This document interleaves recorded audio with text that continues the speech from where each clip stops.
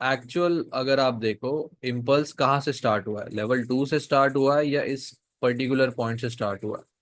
ठीक है, aggressive move आया है यहाँ से। सो इम्पल्स के पहले का अपोजिट कैंडल, अब सेलिंग स्ट्रक्चर है तो ग्रीन कलर की कैंडल रहेगी अपोजिट। इसको मार्क करके एक्सटेंड किया। ठीक है, यहाँ से सेलिंग।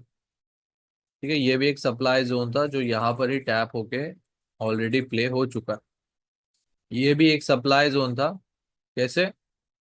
इम्पल्स लगा है, इम्पल्स के पहले का अपोजिट कैंडल, बट ये प्ले नहीं होता। ठीक है, ये प्ले नहीं हो रहा था।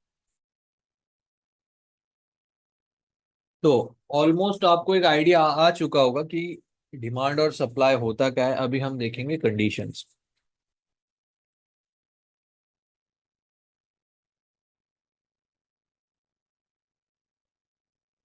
तो थोड़ा सा ड्रॉ करना पड़ेगा, आप लोग भी ड्रॉ कर लीजिए। डिमांड कैंडल होगी आपकी रेड कलर की, सप्लाई कैंडल होगी ग्रीन कलर की। एंड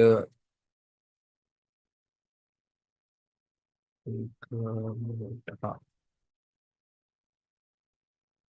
तो यहाँ तक तो आपको एक पता चल चुका है कि इम्पल्स के पहले अपोजिट कैंडल डिमांड और सप्लाई होती है। मोस्टली या 90% ऑफ द टाइम लेवल 2 से ही बनती है या इम्पल्स के पहले बनती है। अब इसको मार्क कैसे करते हैं? ग्रीन कैंडल को आप लोगों ने ओपन से लेकर हाई तक मार्क करना है।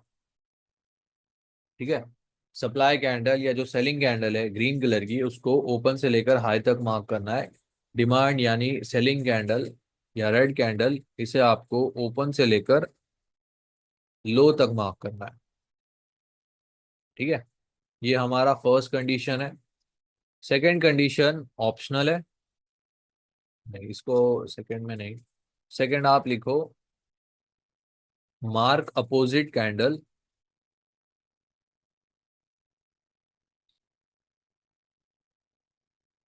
Before impulse move. ठीक है, mark opposite colour candle before impulse move. Time frame रहेगा आप लोगों का 1 आवर। देखो, जितना बड़ा टाइम फ्रेम उतना एक्यूरेट वो level. So 1 hour, 4 hour and daily time frame में आपको डिमांड और सप्लाई को करना है यूज। थर्ड रहेगा ऑप्शनल। ऑप्शनल कैसे कि जैसे मैंने आपको बताया, एक इम्पल्स मूव लेवल 2 से लगता है, राइट। और यहाँ पर आप लोगों का टीजेएल भी निकल कर आता है। तो आप लोगों के मन में अगर सवाल है कि टीजेएल 2 और डिमांड या सप्लाई एक ही साथ अलाइन या कंबाइन हो रहा है, तो हमें कौन सा लेवल प्ले करना है। ठीक है, अब मैं आपको बताता हूँ। आर्क, डिमांड और सप्लाई विथ टीजेएल लेवल 2। ठीक है, ये टोटली ऑप्शनल है। अगर आप इसको करना चाहते हो मार्क, तो आप कर सकते हो, नहीं तो नहीं भी कर सकते। मैं रिपीट कर देता हूँ सारी कंडीशंस। फर्स्ट तो open to high red candle, sorry green candle, और जो रेड कैंडल है वो ओपन टू लो है। सेकंड है कि mark opposite colour candle before impulse, मतलब जो भी इम्पल्स मूव लगता है उसके पहले जो एक अपोजिट कलर की कैंडल होगी उसको आपने मार्क करना है।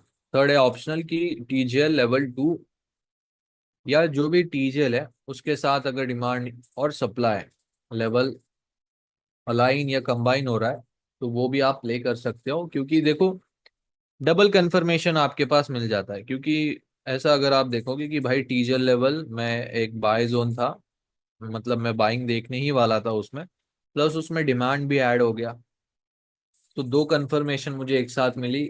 या मुझे ऐसा इंडिकेशन मिल रहा है कि इसी एग्जैक्ट लेवल से दो मेरी बाइंग की लेवल्स निकल रही है, तो ये एक अच्छा लेवल है। ठीक है, एक हाई प्रोबेबिलिटी सेटअप भी बन जाता है। अब चलो, यहाँ तक तो हमने देख लिया बहुत। अभी हम सीधा एग्जाम्पल्स देखते हैं।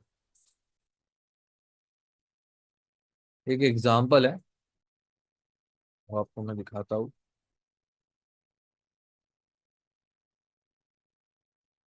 पहले सेलिंग का देखते हैं। गोल्ड में एक दो है सेलिंग के, वो देखेंगे। मार्किंग चली गई यार मेरी।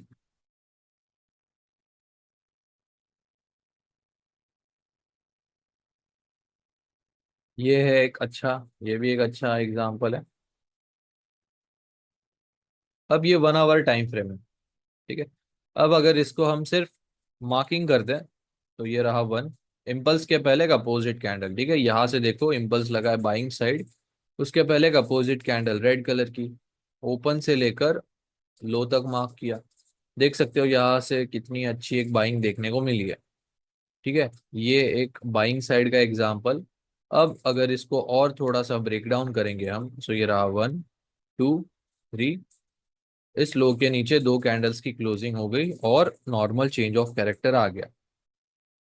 अब हमने ये एक A+ double top support become resistance levels निकाल लिए। ठीक है, यहाँ तक क्लियर है क्या सभी को? मुझे चैट में बता दो।